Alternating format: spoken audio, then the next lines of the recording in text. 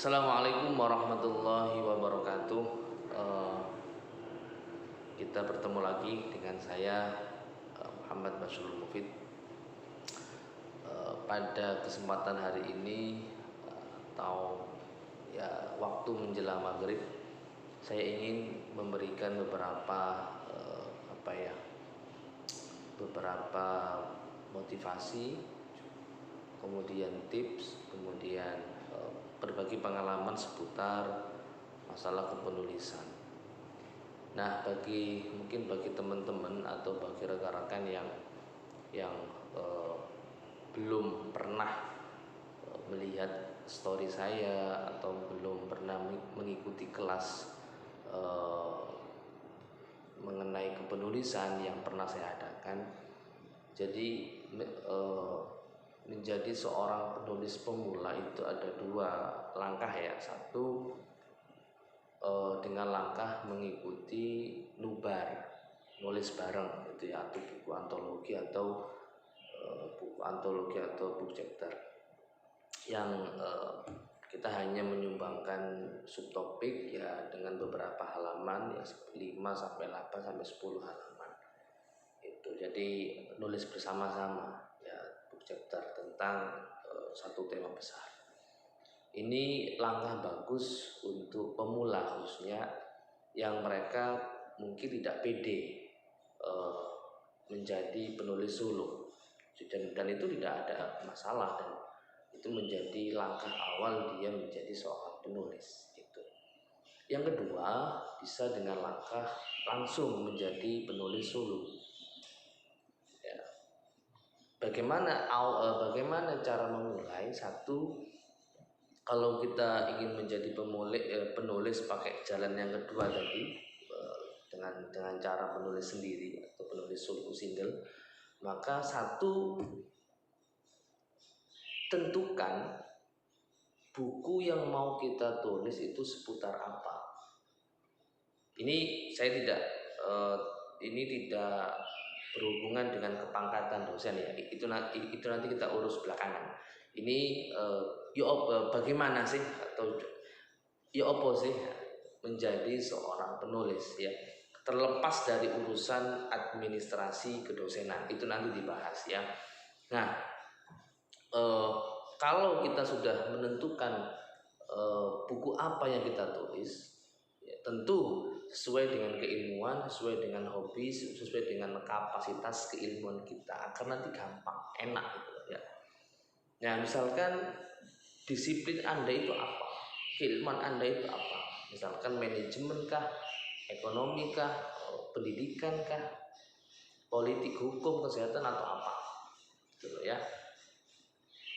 Setelah misalkan saya fokuskan kepada manajemen dan manajemen pemasaran misalkan, atau manajemen dan marketing dan sebagainya. Setelah ditentukan gambaran besarnya, maka kita melakukan atau mulai menyusun outline-nya. Kira-kira yang kita bahas di buku tersebut apa saja? Karena kita sudah karena itu bidang keilmuan kita, dan bahan-bahannya dulu sudah pernah kita dapatkan dari kuliah atau dari membaca atau dari buku-buku yang kita beli, itu kan memudahkan kita memeta-metakan tema gitu. Jadi kira-kira subjudul apa saja yang ingin dihadirkan di buku manajemen pemasaran tersebut, misalnya seperti itu ya kan. Nah, kemudian itu hak Anda dalam menentukan topik kajian, dalam menentukan bab-babnya. Kenapa? Karena buku tersebut termasuk buku referensi. Berbeda kalau itu buku ajar. Kalau buku ajar, ya misalkan buku ajar pengantar ekonomi makro atau pengantar ekonomi mikro, berarti ya kiblat Anda di RPS-nya. Materi-materinya semua harus berkiblat kepada RPS yang ada di situ. Itu malah enak gitu loh ya kan udah ada jalannya, sudah ada betul, tinggal kita eksekusi. Tapi kadang-kala buku ajar itu tidak babnya itu banyak. Kenapa? Karena sesuai dengan RPS, misalkan kalau satu bab itu satu pertemuan, ya berarti ada 14 pertemuan, ada 14 bab.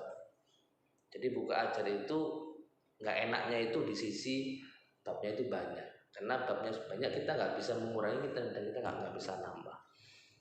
Kembali kepada buku tadi, kalau buku referensi itu kan enak, kita bisa menentukan babnya sendiri, jumlah babnya sendiri, topik pembahasannya sendiri. Kalau sudah outline jadi, maka kita harus menyiapkan tandon bahan atau tandon sumber rujukan, baik itu di jurnal atau link-link jurnal atau buku-buku, itu harus disiapkan agar proses penyelesaiannya itu tidak terlalu lama gitu. Jadi terserah kita pakai bahannya itu dari buku, dari jurnal atau dari e-book, terserah ya kan. Mungkin kalau kita nggak ingin beli buku, ya sudah kita pakai buku-buku digital yang kadang-kala bebas akses atau yang kadang-kala bisa kita lihat meskipun nggak full ya, meskipun kita nggak beli, tapi kita bisa melihat topiknya apa atau babnya apa, itu bisa meskipun tidak full kalau di e-book.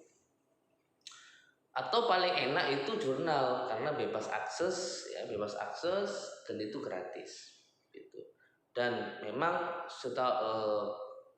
saran saya untuk buku yang Anda tulis di tahun ini, karena kita sudah mengejar tahun yang sudah berbau digital, maka usahakan topik-topik pembahasannya atau referensinya itu banyak ngambil dari jurnal.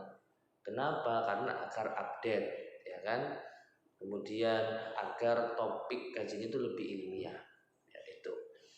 Jadi kumpulkan bahan-bahannya, entah itu jenengan jadikan satu folder atau jenengan simpan link-linknya saja. Nah, kemudian setelah itu kita eksekusi, atau kalau kita tidak bisa continue nulisnya, kita pilih waktu yang itu kita korbankan untuk menulis.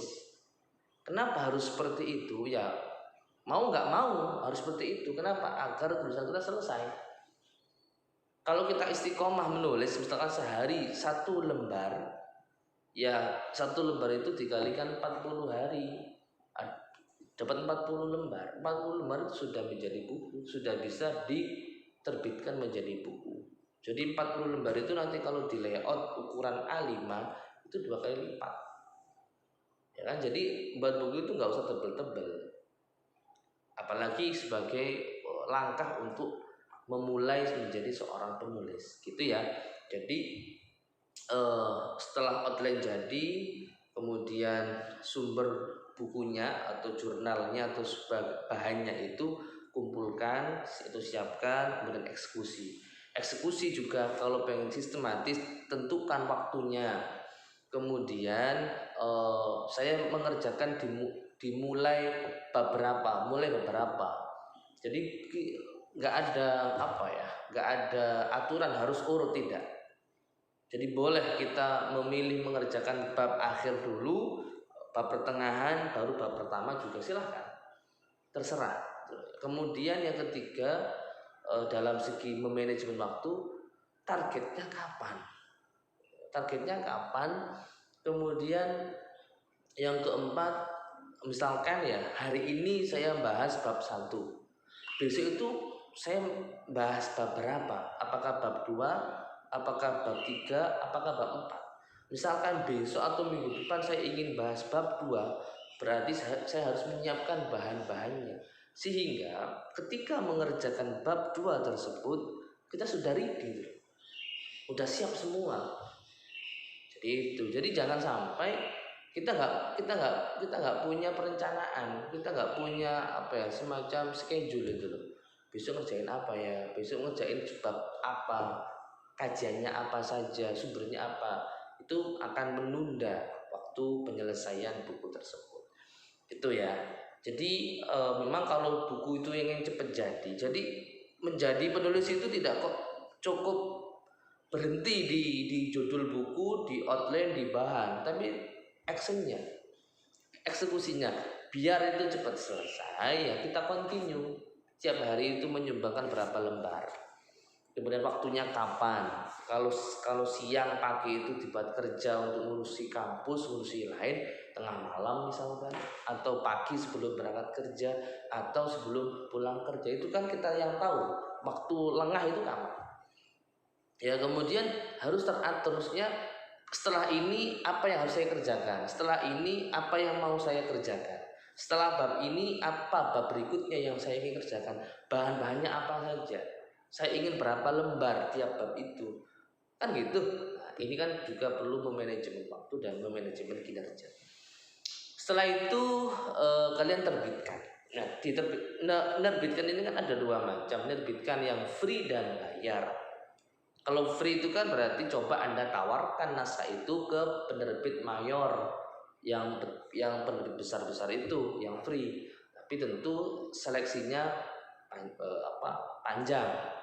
Tapi kalau itu hanya sebagai kebutuhan yang mendesak atau pengen segera terbit untuk biar segera baca, biar segera untuk bangga-banggahan, biar segera untuk dipajang di rumah, silahkan diterbitkan dengan biaya sendiri.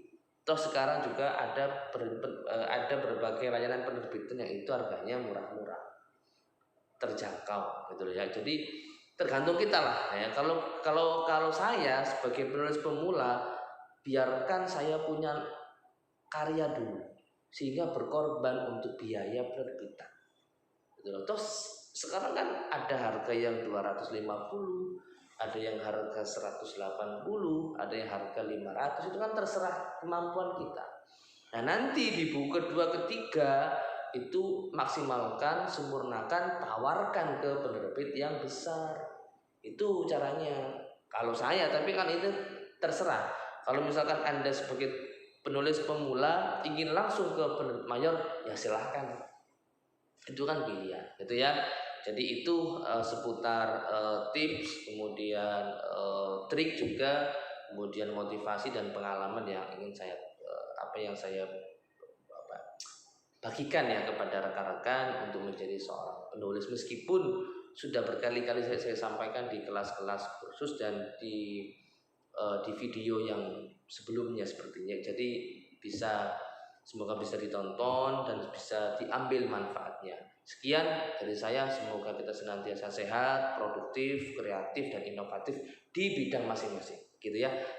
Wassalamualaikum warahmatullahi wabarakatuh. Selamat sore.